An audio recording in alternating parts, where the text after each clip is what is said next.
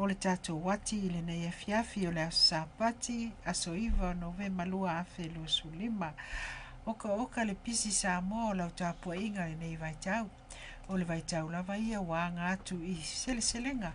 pe ona iai ngā luenga masani e kālesia ia i le tu ma le tu ia ua fo i le whaoroa tauina ia o le ngā luenga le atua ia a mesefo ia o le vaitau masani ia o whamanuia whanau ia unga so se level lava o iai ia o lo whapeo na tāpina pena mātua ia i le whaiwina ia o le nei fwoi tausanga whale awa onga ia e mese fwoi la tau o lo i tonu o universite ia ma onga matata SS o le sa ini ngā malo e le ngata o le ska ini ngā malo e whaau au po tālonga, po whaiva o mawhauwhaunga, po tāpenanga o le sailinga o tau pou, o tau sala sa mua pio na alo atu fo iei le atunu o le awhiawhia na po. Ia o ma eu lava lo pisi sa mua, i le kālena, ia o le nei vai tau. Ia, moni maila le o mai o na whaitala tātou tālonga. Ia, momoli atu le whamanuia i whanau, se tulau lau whaafonga anga sa mua, tāpena atu ia lātu suenga o le nei vai aso. O le NCA le na amata le aso tuanai ia au lam whai u fo inisi o tāpenanga a whanau universite ma onga mtata SS ia o whaiva masani ia a wā fo i le tāpua ia a o alo whaiva i lātou ia tā ua lava le tātou a whamawhanwhana o mauta malawa ia a o alo atu whanau i lātou tāpenanga ia ne i tātou se le vaitau le tele o mea ta pisa i lunga o penga te whailangi ia mga ala ese ono fia foi ma savali e lango le talonga ma le talonga ia ai ngalo ai ia ta pena i lato mo lato suenga ia mawaenga wha pena o le misi ana po o le wha malo i le misi New Zealand i le o nei tauwanga ia pe ona sila fia o tauwanga lava mo sailio stau sala ia awa ia whaiva wha turisi ia awa tā penanga mo le wha la wilo o le atunu ia ua loa tausanga o whatinoina ia e stasi o vaenga o le te wila pe ona amata mai ai tausanga o tele o tonai ia o lo whapena ona whai uina ai lea vai aso ia masani a September Oktoba whamna tuina ai le te wila o le vai aso whapitoa o anga nuu maanga whaasamo pe se festival ia a wale whataunuina le nei tausanga ona o le sa whataunuina tato whainga palota i Samoa ia au kuso ia ua pisi umai ia le atunu ia whaamua foi mea taun whaamua nera to avatino ai le ia le tauwanga la lea ana po ia o se vaenga tau o le kālena ia ele ngata i whaafifianga ia a o le kālena foi al Pacific o e sa ili le tausala turisi ia o le mafuanga na whaatino ai lea tausala ile amatanga ia awa foi ia le tāpenanga o whaalau iloa ma vaenga ia le foi ua iai e tāpena loa la taimine awa le tauvanga i le Pacific Miss Pacific Islands o tausanga la nei ena eista mai tai lea na malanga atu whape o le tauva o le tausala Miss Samoa New Zealand ia o tō tele tātou o masani ai ia o lo whape o na whaatino pe lewa e aso i le tausanga ma le tausanga i whatalainga e aseo manu te wā ma tāwhai ia ma le mai lātou o lo whaatino ina ia lela na iai o le tamaitai o Paulina Soti ia mana ia lona tau mawhai ai sai ai fo i mas tamaitai New Zealand ia sa whapio na tau wā mai lango le Tapa Creations tamaitai a Maru Seana Sititi lea lantulua lea lantulua sponsor e Tapa Creations lea lantulua ia o le matango fie sai matamata ana po ia vai anele whaafsine lau fionga nai vaenga lava na ia maua foi ia taulunga ina o le tauwanga le sa whaatino le ponpo a pea na isa uno matango fie ia le tapenanga ia foi ia lo tamaitai o le tatu tunu mo sa ilinga o le se tausala mo Samoa e fai masui ia le vai fafo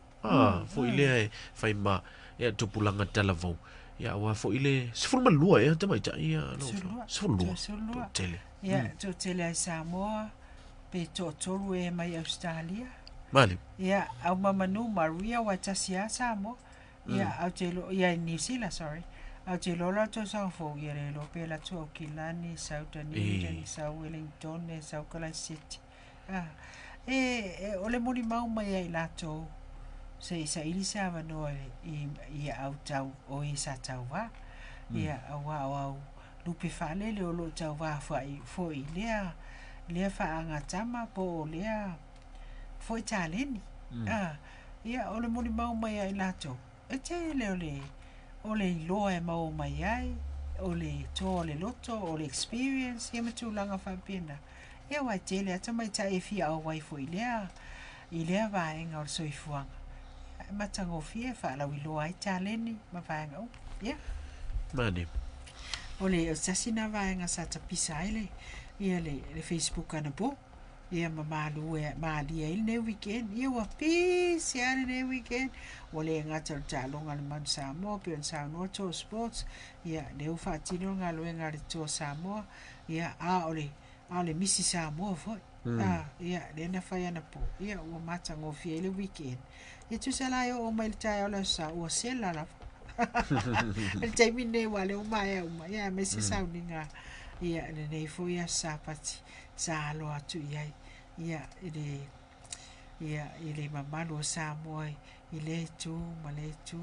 tu ia alfa malo wa tau ia sa ilinga malo wa so stale ni la tau tala male ia o tato fana o lupe falele o lo fa pia ona fa lele atu i le taleni ma le taleni pe vele na sa no le 7 sena mai Samoa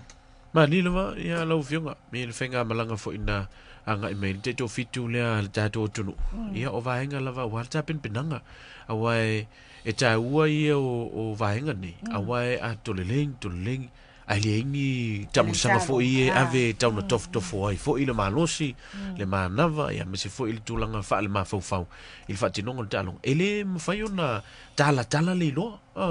tala fo ia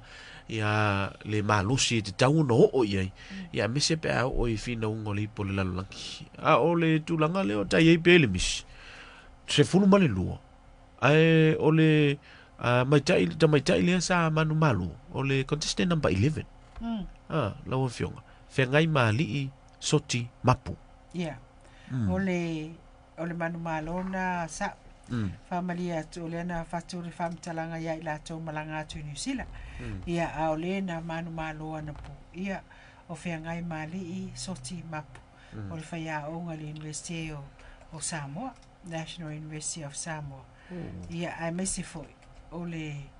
o sitasio o tau sala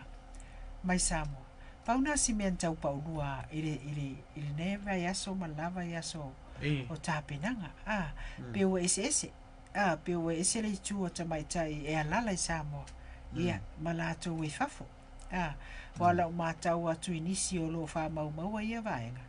pena ngata na malo se tamaitai ai o lo soifua ma foi Samoa ile lua fe surval ia fa solo mai lo manu malo afaf ia ole se na pa lua na fam tala ia wa lo uma Samoa ia uma ia wa le na amata ia matatala mai ia mtulanga va pena ia ele matangofia ia me fa la lave faiva to mai tai o la tapin o la tapin i fa mo ia wa ia ele fa pe e fa ia wat o la talia ile pepo fa mtalanga male ma me faina u fale mtulanga fa pena ia e fa pa ulua ina ile fa le maftanga mana ia pe mata tu mai mo fo Samoa le mana yole tu fa singa vaenga se ese mane e watau misi tale au matau I tau vanga utuna te telo tale ni fo ile tala ya na fanua o le tala fa le tele la e tale ni a ala na ma lo ta to te ne lo Marusiana City challenge So, mai se po mo le ia wa ta u fo io. O le na malanga tu datu tu. Io ni ia te ro la ka ko e luanga ia ka ko ku. Io i sa mo. Ia mai se fo ia i nei ia te ro e mo le nga fa ftai. Ma e u le tam finga o le ia tu fine tu lo fo ia datu wa mi sa mo New Zealand sa alu la lo le fa malu le a New Zealand masani ai. Ai o le tu fine a maru. Le sa run up o lo no te le fo ila lo no ia tu finga. To le to finga wa ai fika ye o le top 5 ya o le na manu malo numero sutas o fia ngai mali i soti mapu ya so atu ya ma Marusiana City ya so atu ya ma tamaita mai Australia Priscilla Tato Sulua ya o le third runner up o painu lasi but ya pepe ya mai Australia fo yeah, fourth runner up. Yeah, Miss Faleali. Pe Pauli ole Chumalo. Ole Fioang. Le la tamaita. Mani. Miss Faleali le lua ile o tosang. O Julia Liulani le uta fui maono. Malo. O la tona to lima lena wai na o umar to sulua. If you feel my lord top 5. To lima lana lena. Na feel my ya mana ya ese uma. Io e au le uma ele lo tatu po ame na makai e wa to ina ta wanga fa e fa msino uma ta oi e ti lo tua mai lo e ti lo tua mai lo so the beauty is in the eye of the beholder e yala wo mirai e ti fa avasenga ale unga le wo ye ole wa va ya to le fionga ya ilinga noa ia le swafa ia fea ngai mali i soti mapu ia malo le tawa ia first one up ape ise me tupu ia ile uman malo ele me fai on fa wa wina ona tofika ona se esa o le tabata ia man ia mantua la Marusiana City o le tua fine o Wallace City ia e alme mali la e numero ono mai maru ila na tawanga ai numero ono mai foi Wallace o Blacks ai sao e mita ale loto ia vai ane foi ia o lango o la fionga foi te sila fia le ia le tua fini a le foi sa mo e faftai foi le loto ile tu le foi sa mo le no dato por kalame ia le sa ia ina ia so foi dato 65 pailinko ia na fatana no foi le tua fini amar ia e faftai le o taleni o le mea pito sili ia ja lo vai la mai tau lo fionga totoli ele ngata e fa ali ia dato tu manga a me se dato mesina ia la le ila te mai taima o le mea pito sili la uia langona o le mafai ai ona o se fola e mafai ona fausi ai le toa o tamaita i tau tala i lunga o public forums confident ia le toa ia i loa le faafoina o le tala noa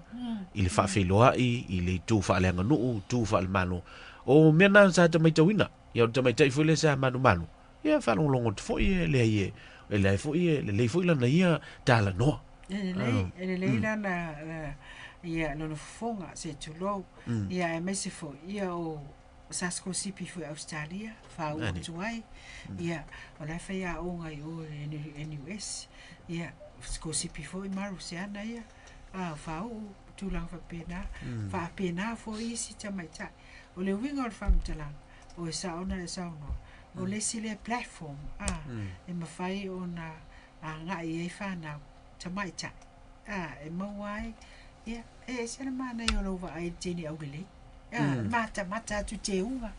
mata tu sava di vali mai tau tala mai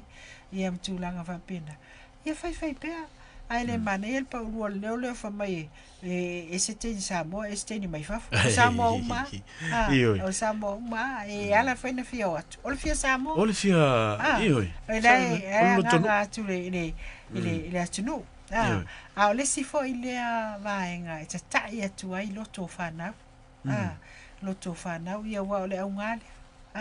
fai uma neme ia ai fai si la fo ile e sota mafo fa ia faina ia loto fana ia ave ilunga ai o soila Mani. ia I upu matala fai ia wa ole tamai ta ile to na ia tuneila na paya inga ile afionga ia ngalo no tau po li tara yupe ili Yeremia Alan ole matua ese foi le levo sa ia sa no ni o se pesta le ai e pestu ma tamaita a sisira nei foi a moi moana sisira foi na isi tamaita I wotuna ia pena ia tu a moi moana ia manisi fa pena ole levo ese a sisira la mai muli atu foi le anga I tamaita ine all of them have done well pe ole sime ole avele a wai vaenga ia o mau wai le pena sauno mau wai le lo tutele confidence mawai networks ia matulanga fa pena ile tauria la pora tulanga na sa wai o ia ia we were a contestant mani ia watu tele o mai e mali sa no ngala ufionga o tausanga uma foi e fo wan tausanga ia ma fo foi ma aikia ia mesi foi tama ita ia ngai mai e se foi la kusken ole si mena pena sauno taimu fani o taleni ese pela ona ia la e e culture wea matulanga mapule tasi ese le aso male oka ia o se it's a sight for sore eyes le mata ngofi ia o la to uma e ona taleni ia le fala wi lo ai wa pe uma se company New Zealand le na fatino ina le la e na traditional wear traditional wear nga o tuki something yeah ole traditional wear na malo number 2 ole mata ngofio na ilunga on Facebook tamama tina afa fonga mai fia mai mo ia male YouTube yeah mata ngofie manaya ia tapenanga ila to uma ia mesifo ia o matua mai lato lango ia o te wawa ia tune ia inga o nei te maita ia malanga tuifafu ia o malanga uma ia o tu uma I te alafu mela tongi ai o uma ia mele ka o saininga malu ese ata ia tane e moni na van sa no ngala ufionga e o ngatasi fo I male tulanga fo ile pe ona e sa noa ile nisi fo o fina ngalo faalia e pe fo ia la kapi o le fo ie si a watu na I alo mtamba fa na I alalo papa o ifafu e fio tu e tau tua mo tatu tunu ai o hava no fo I si iti ai o le nau te inga lea ina ia si iti ai ele ngata ia pe on ngana masane ita ona tunu a le tamu fai si isi fola fo ile fa tau tavani vaenga fa tino ele mo fai on si iti fo ile mamlama si iti fo I malfinau awa o le mene o me fai lauteli ia mese I o le si vaenga lo fionga ele tau lunga ina ia le mta pule le mis e moli ele nga fa fta o tele o lo ma o le po le lo afsu malu na mta il fa mo moile I se tasi fo I o pitola au sa fa tuina o ta ua le ono mea production ia le te fono ele fionga ia le tuala toi lupe le tuala Queen Selani o le tahu o le porkalame le si vaenga sia ia le fisa mo se va no ni so tau sanga tala no ai fa so o le tau amata mata ina le o tamaita ina ia awane I mo tulanga fo le o ia fia ka valmis alwa ko halu ko like ia ni vaenga fo e amata dolen o le savali o le tautala o le siva ia mavaenga te tasina ne o na ye lolo le va no ina se e tua ia fai lo ma sui tau va ia I tau vanga fa pene o le mena e mulilenga fa ftai I le tapenanga fo ia tamali o le atunu ia pe ona ele fionga ia pe ona taua le fionga te fono ia Kunselani le tuala toi lupe ia I vaenga nei taua ia taua ia foi vaenga ia wa tatou le mata ia e mana ia foi ave ele fautua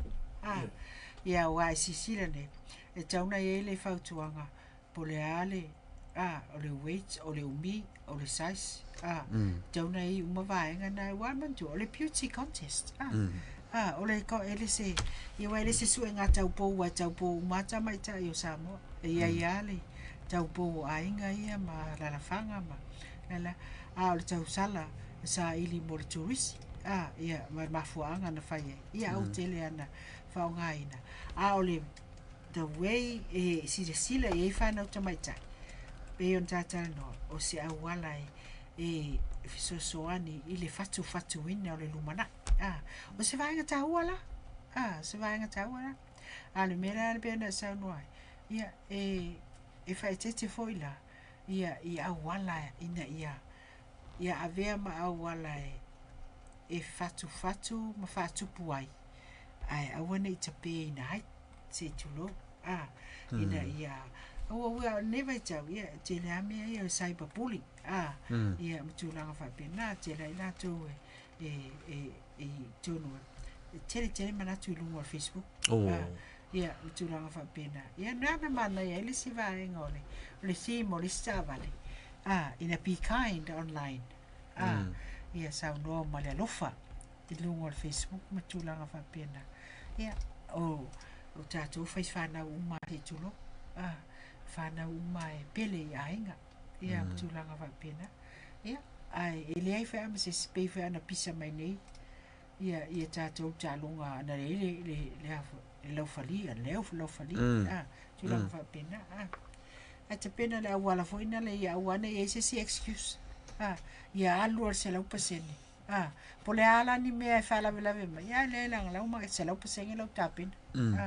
ia mafaia policies le ia matulanga fa pena au matangofia wa o fasileva o lato sangle na matayo no me productions Salo bol lo afe sumalua o le tau maua tu po o luma mai fo. Luma mai pe to a dua e tau sanga tarun fatino lo afe lo tolu. Sorry. Lo afe lo tolu. O le winga na famtalanga ia matangofie le mai moatu pawe wa umi telefo i famtalanga o pule tasi la waya ia matulanga fa pena mai siva ina e mana e foi e sili ai le tele o tai me mata ai tamai tai ilo isi mau me o me fa le ia ia e ngale ia le fa tal no matulanga fa pena ia almei ia sauni avista to tini le tau sa e misi no mken kino ngai ke o one ia ngala me fa fonga tanto tulu awa le tulanga le lo usionga e fio na ta ua ia tate va ai tu foi mangai foi le fimo ni to sanga lo usionga samoai o samoai pele tasi le nganga le la ua mai nei le terma le tamaita ia po le to fine fo ia ali tara Eleni Mia ia le ufa paleina ia le finga ia fia ngai mali soti mapu e se e mai e fai masui tama ita ia Samoa ia i lona fo i o la vala wina i de nei vai tau ia a o le fa moe o le tatu tunu ia wai mana ia fautuanga isi le mai fai tu la fon fai ia wale beauty contest o le Mystery o le Mystery if so ani le fa ai loa ino Samoa i tulanga e manaumia i tulanga i lea fo i matanga luenga malatonga luenga tulanga fa tourist tulanga fa tapena i fa pena ia la toa na vatau ia afa fiala tata no foila afa fiala pe orisi fesiri le mai afa fiala pe ala tuta mai tai e vai pio ia pe la tusi e tawaso ia pe la tu e tawana ia ni tula fono e tauna ni tula fono mani awala pui ai pui ai ma ale tauwanga ia se lau pasene ia wa tele ata tala ata tele se lau pasene taleni o lava o ka ole au lei au ki fai atu le ata mamai o nei fashion ile fainga la o le cultural wear le na fai ala e se mata ngofti ia o siva fo ia group la le sa o le ano fali ono mea ano fali oi ole ia se tasio la por kalami ia a fuala ia tu sa lo lu tai ni ale vaenga le lo malo ia wa oi fo io o fiangai mali o le sa ia le group le o le ano fali ia e o foi la ia li tara sa vai atu sa ia se vai tau ai le tau ia le misi len tau vai sa ia o le pese group foi le o le mentoring mo tamaita ia e mana ai te ato no ai se awala le tonu le misi ia poni awala foi le e fa la wilo ai le tele o tale ni mo tamaita ia o tamaita is fulu au te lo tau te ai nga uma ia ia vai tu foi le suafa pe e tau ia foi le misle o manu ele tatou sui foi le la tu New Zealand ia fa mai o na nis ia vai la mai ia malo kasial malo a ko halu mai ia ai me se foi la o le matango fio le mis fale ali le matango fio dia atina ia ma company ese lo lango ina le fa mo ia fa malo ia la to malava ia ai me se sole ole mane foi o nga solo mai Australia ama popo mai Australia Queensland New South Wales Maris Oriana e me pone na sa men ia ai matango fie ia e se mai China fale ngalo fai na foi ele ia le foi academy ia ole vai ai to manino fa fonga sa tale ni o samo ia nei ia po fia lava ia me se foi Miss America USA nene ia ne la anga ne tau wanga ori Miss Pacific Islands ia o lua ni tau sanga o malu a samo ia la alfea nga ia mai ia wa le na so mai o fono ni tawa mo moana ia le vala wa ia le uta pena tu ia le fianga fo ia fianga mali ia wata bin pena ia e malo mo ne fiafi ta donu ia ole a yai mo lango lango ta tu tu ia isi fo tau sala o sa mo wa fo le nei tau sanga sa ole ia ole tato update na ma se fata loanga fo ile tato tau sala pe ona lo atu iai ia le STA le Office of Samoa Tourism Authority ia a mese ia matango fio mai te watu fio ia fio ngai sui pale mia ia sa ia le fio ngai le malo po malo na masiof ia a mese fo to tilo ilato walu ile lu va ia so matango fio te muri ai fo ia vai ngai fa pase fo temi im tapu ia la to favor malo sairi malo ia foi favor o le sivaenga o le misela e fa manatu atu pea le tatou misela ia e tatalongo atu pea masfau o le vaasolo tuana e le vaiaso na o le tuleiga o tui ina ia faapea ona totele i latou e ausia lea vaega ona pea ona iai sa popole lava le atunuu ona ua so mai se fulu so mai sufitu ia e tuua lagaluega le vaeaso le lasfai le sufitu ia ana le la po le ono le afiafi ia mau lo le stasi mai ne soni na mantua foi na mata mai foi stasi mai ne soni ia se tai tona si silane ia wane wa ala solele na pe wa do vai aso ele to mau ses ia ale la fa pela ia o le yesi fa mai a teu fa mate menino mai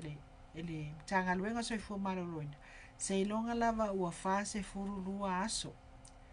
ele to ia se mai po se pisia i to am failen fa pia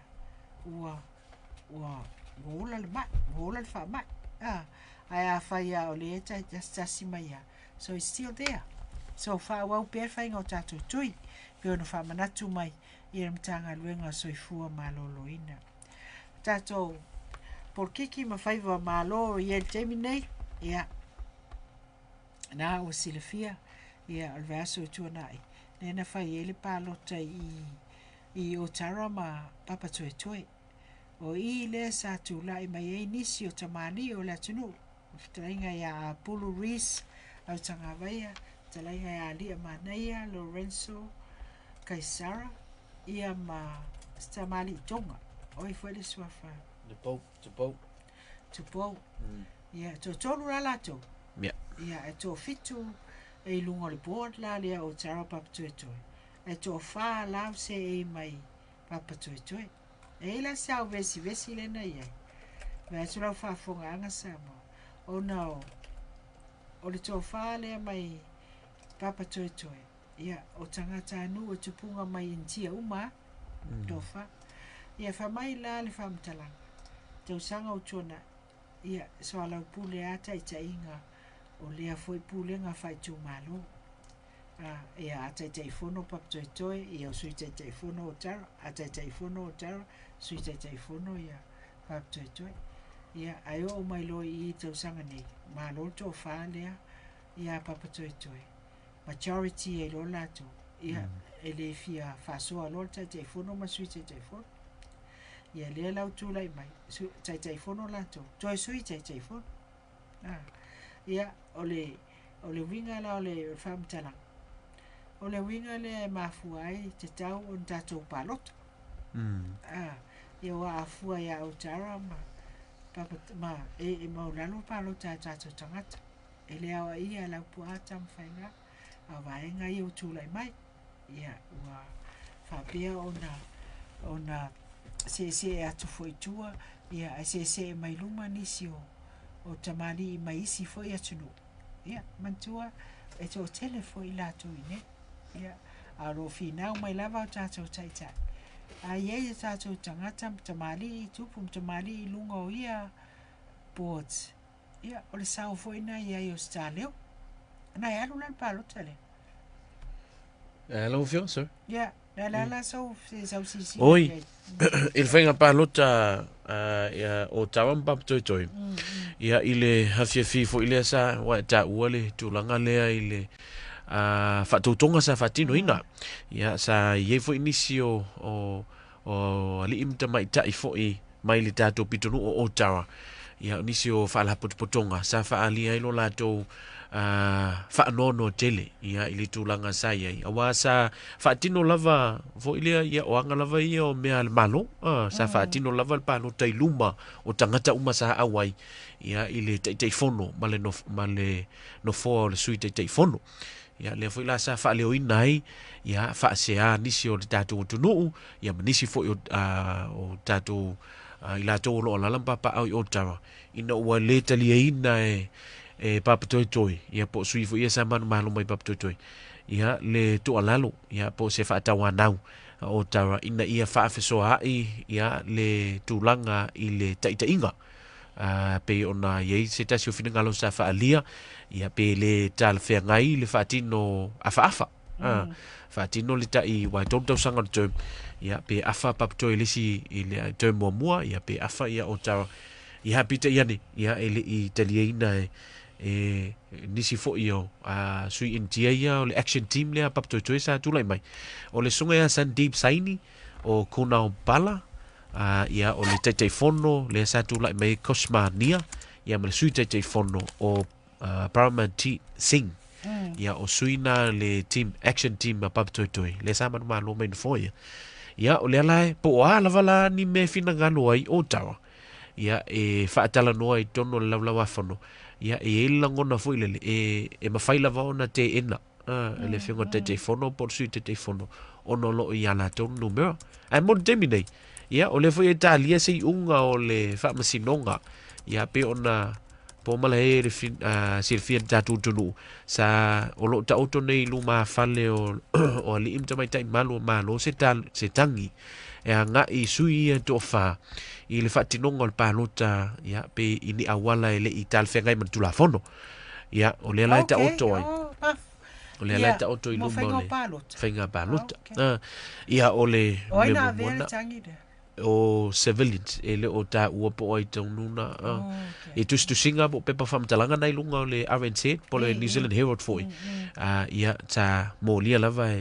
ave foi se tangi la to lo la lampa pa au papatoe la to tele i mawaina ni pepa palota ai peita iane o lo maua i lunga o le upenga te whailangi po le system o ua mai on whaatino palota ia o vai lava ia o te loa ia o le whai ta oto lalim ta upulana ai ole aso ia talu mai le aso le whatautonga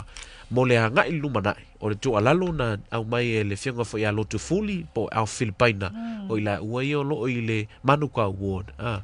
ia o le tamu fai se ili se wala ina ia mafai o na la tong alu fatas ia wale anga ilu